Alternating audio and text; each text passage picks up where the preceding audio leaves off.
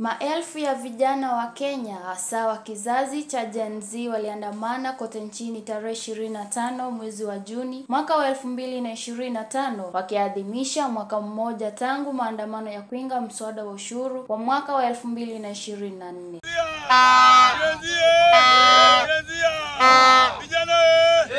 Maandamano hayo yalifanyika katika kaunti takribani 29 ikiwemo miji mikuu kama Nairobi, Mombasa, Kisumu, Nakuru, Eldoret na Kisii. Hakuna kazi. Hakuna kazi.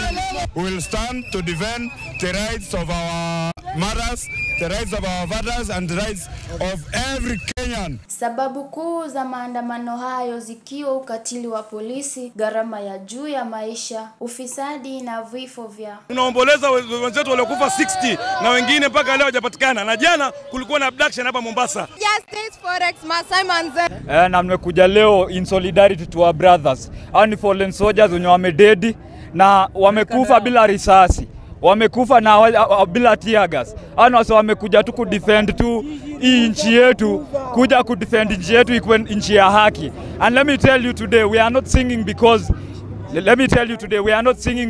we are not in the street because we are just loitering. We are here to stand in solidarity with our brothers who we lost them and sisters, and we lost them because of standing for our country. Polisi walikabiliana na waandamanaji kwa kutumia risasi za moto, risasi za mpira, gesi ya kutoa machozi na kuwakamata watu wengi, ikidaiwa kuwa watu 8 hadi 16 waliuawa na wengine zaidi ya 300 walijeruhiwa. Vijana wetu tunapigwa marisasi, tunapigwa risasi bure.